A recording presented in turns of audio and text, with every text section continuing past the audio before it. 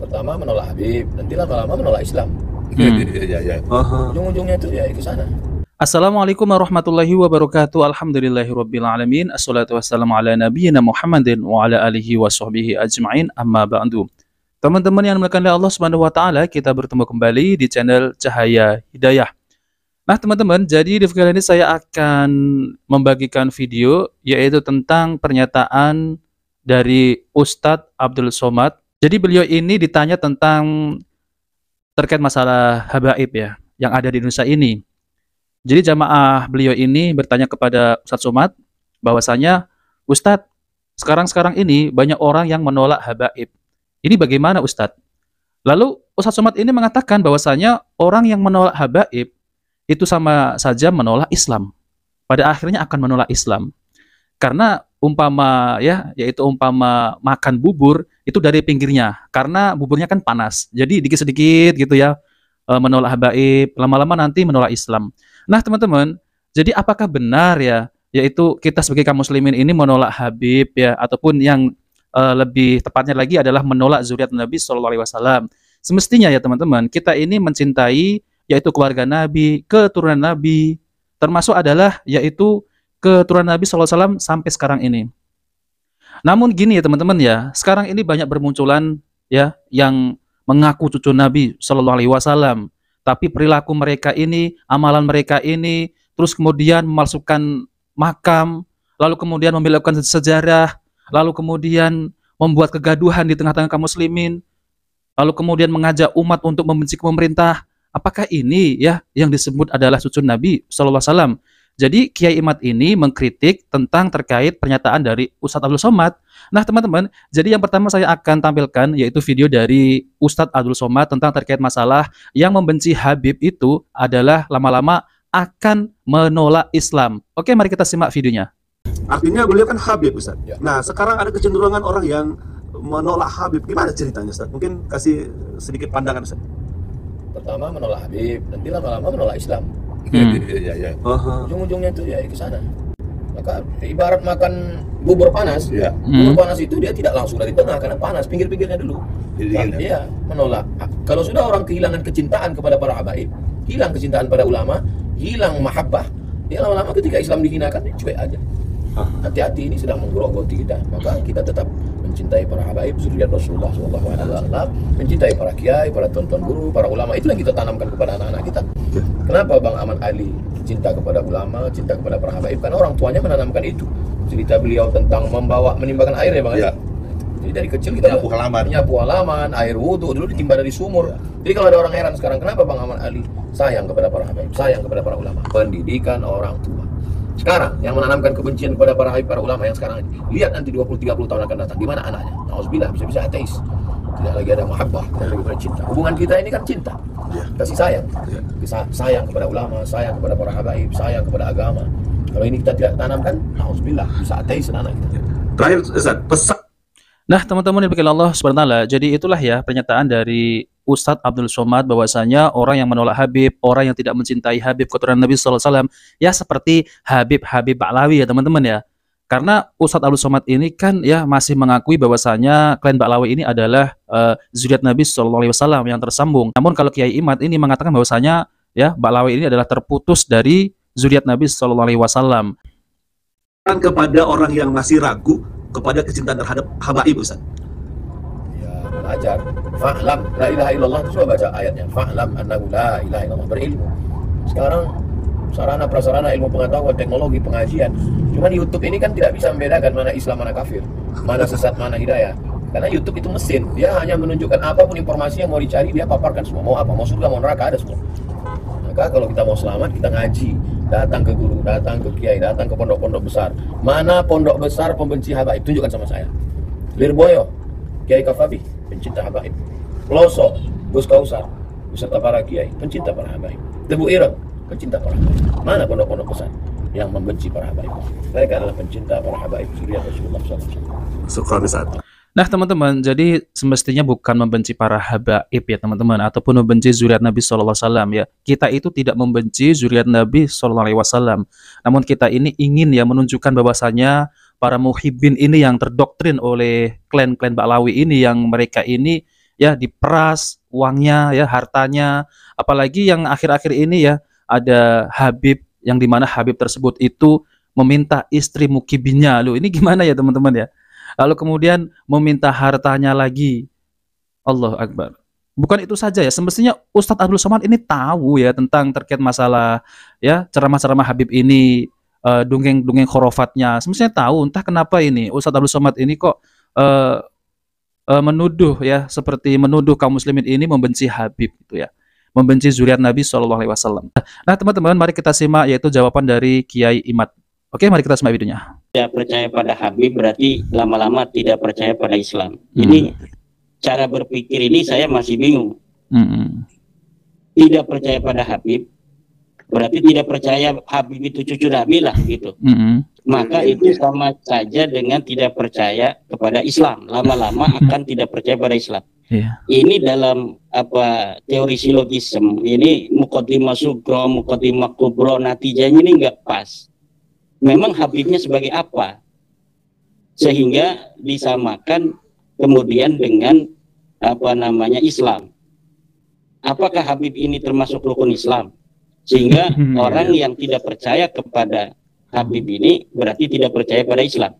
Rukun Islam yang saya tahu kan cuma 5. Syahadat, sholat, puasa, haji, zakat ya. Urutannya mungkin tidak urut ya, nggak apa-apa. Nah, tidak ada itu frase di dalam rukun Islam itu ada Habib itu sebagai rukun Islam. Sehingga kalau kita tidak menjalankan rukun Islam, kita tidak lagi bisa disebut Islam. Tidak ada. Tidak ada. Kemudian apakah percaya bahwa Habib itu merupakan cucu Nabi masuk dalam rukun iman? Juga tidak. Sehingga tidak bisa mengeluarkan seseorang dari keimanannya kepada Allah, keimanannya kepada Nabi Muhammad. Apakah Allah dalam Al-Quran pernah mengatakan bahwa Habib ini cucu Nabi? Sehingga kalau tidak percaya kepada Habib itu cucu Nabi, itu kita sama dengan tidak percaya kepada Allah. Tidak ada. Apakah nasab Habib ini setelah disebutkan oleh Nabi Muhammad? Tidak ada. Tidak ada. Nabi Muhammad pernah dalam hadisnya, nanti anak cucuku akan ada yang bernama Alwi. Dia akan punya nama anak namanya Muhammad. Nanti Muhammad akan punya anak namanya Alwi. Tidak ada yang demikian itu.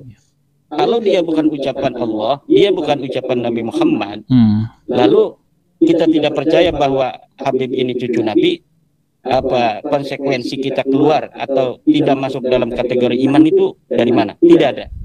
Maka UAS ini dalam bicara, bolehlah kita mendukung Habib ya, mendukung atau jadi mukibin. UAS jadi mukibin silahkan saja. Tapi jangan bodohi jamaahnya. Mukibin ya. Coba cerdaskan jamaahnya. UAS ketika percaya bahwa Habib itu cucu Nabi, minimal dia punya dalilnya. Dalilnya mana UAS? Bahwa Habib itu cucu Nabi. Dalilnya mana UAS ya? Saya menantang UAS untuk memberikan dalil. Hei Imaduddin Usman, ini dalil Habib cucu Nabi. Ini sahih. Selama ini tidak ada. Saya tidak pernah lihat dia mengutip kitab tentang ilmu nasab. Dia hanya apa yang dia tahu selama ini. Nah, ini menutup jamaahnya untuk cerdas. Jamaahnya UAS ini kan bukan jamaah NU. Dia memang dalam amaliyah mungkin mirip dengan NU, tetapi dia dalam cara pandang keagamaan harokah itu tidak sama dengan NU.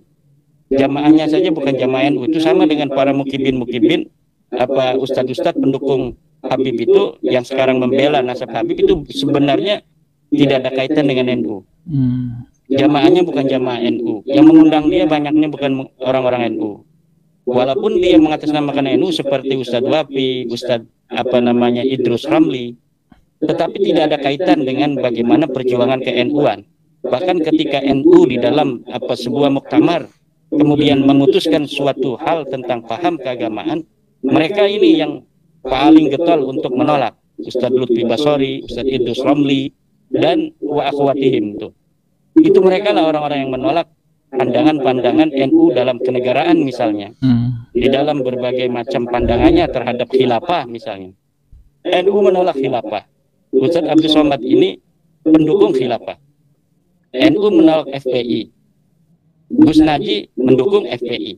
Nah, jadi pendukung-pendukung nasab habaib hari ini itu dari kelompok-kelompok yang semacam ini hari ini ya. Nah, tetapi saya memohon ya secara ilmiah kepada Ustadz Abdul Somad ini untuk ketika membela nasab para habaib ini minimal ada narasi-narasi ilmiah yang diungkapkan. Termasuk juga Ustadz Ar-Raji Hasim ya. Ustadz Ar-Raji Hasim, Ustadz Abdul Somad, Ustadz Buya Yahya ya. Yahya, ya Buya itu kan marketing aja itu kan. Oh, marketing. Lah ini tolong ada dalilnya. Jangan jadikan masyarakat bodoh hanya untuk bertaklid. Sementara Allah melarang kita untuk bertaklid. Wala taqlu ma laysa laka bihi ilmun. Jangan engkau ikuti sesuatu yang kamu tidak ada dalil di sana. Tidak ada ilmu di sana. Kenapa Ustadz Abdul Somad tidak mengikuti Al-Quran? Al-Quran melarang kita untuk mengikuti sesuatu tanpa dalil. Iya. Tapi Ustadz Abdul Somad kemudian jamaahnya diminta oleh dia agar mengikuti bahwa Habib itu adalah cucu Nabi tanpa ada dalil. Dia mengenai sholat segala macam ada dalilnya, hadisnya begini, prek dihafal oleh dia itu hadis-hadisnya. Hanya menghafal saja. Tidak pernah mengutip dari kitab kemudian dibacakan kitabnya. Tidak ada. Hadis-hadis itu orang yang tidak bisa baca kitab kuning pun kalau ada jabar-jernya itu bisa membacanya. Maka seorang ulama itu bukan hanya dia yang bisa menghafal hadis-hadis dan menghafal ayat Al-Quran, tetapi dia yang memahami Al-Quran dan memahami Al-Hadis untuk menjadi sebuah way of life bagi umat Islam dalam menghadapi tantangan setiap masa. Yang bisa untuk menafsirkan Al-Quran kemudian memberikan jawaban tantangan setiap masa adalah ulama-ulama yang rasikhin, ulama-ulama yang dia memahami Al-Quran secara dalam, bukan hanya tekstual hafalan. Nah, teman-teman yang dimuliakan Allah Subhanahu wa taala, ya, jadi itulah ya bantahan dari Kiai Imad tentang terkait pernyataan dari Ustadz Abdul Somad yang bahwasanya ya orang-orang yang membenci habaib yaitu dari klan Ba'lawi ya teman-teman, itu adalah semestinya nanti akan menolak Islam lama-lama. Semestinya ya teman-teman ya, Ustadz Abdul Somad itu tahu ya bahwasanya yaitu para habib-habib Ba'lawi ini ya itu kan suka berceramah itu selalunya mendongeng-dongengkan khurafat ya. Ustadz Abdul Somad tahu. Namun ya seperti pura-pura nggak tahu gitu ya. Misal seperti itu Al-Faqih Muqaddam itu dalam waktu sehari itu bertemu dengan Allah 70 kali. Bayangkan ya bertemu dengan Allah. Saya pernah melihat video dari Ustadz Abdul Somad itu namanya khurafat ya, khurafat. Tapi ketika dihadapkan tentang terkait masalah Habib Ba'lawi ini ya, Ustadz Abdul Somad malah menyetujuinya, malah seakan-akan mendukungnya ya mukibinnya itu ya, mukibin Ba'lawi gitu ya teman-teman. Dan bahkan ya, ada ceramah lagi dari klan Habib Ba'lawi ini, yaitu bisa memadamkan api neraka dengan jari kelingking. Ada juga ceramah dari klan Ba'lawi juga, yaitu bisa menurunkan hujan susu. Lalu kemudian ada juga yang bisa menurunkan rantai emas dari langit. Ada juga yang bisa terbang, ya. Ada juga yang bisa memundurkan pesawat terbang. Ini banyak teman-teman ya, kalau saya ingin tampilkan tuh banyak sekali. Lalu kemudian Habib-Habib yang suka memalsukan makam, seperti Habib Lutfi, itu juga ada pembelanya. Ada juga ya Habib yang suka memprovokatori umat ya untuk membenci pemerintah, ada. Ada juga ya yang suka membelokkan sejarah. Jadi itu ada ya, ada kerjanya sendiri-sendiri ya. Habib yang tukang ngibul, Habib tukang dawir, Habib yang suka membelokkan sejarah, Habib suka memalsukan makam, ya. Nah ini yang satu lagi nih ya, Buya Yahya juga marketingnya ini ya. Kata Kiai Imad ya. Nah teman-teman yang dimuliakan Allah Subhanahu wa taala, jadi kita tidak bisa menjabarkan semuanya ya, yaitu tentang ceramah-ceramah dari klan Ba'lawi ini. Banyak sekali dan saking banyaknya kalau kita bisa cari di YouTube itu tentang ceramah mereka ini yang sangat jauh sekali dengan Al-Quran dan Sunnah Nabi SAW, dan selalu meninggikan dato-datonya ya, itu saja.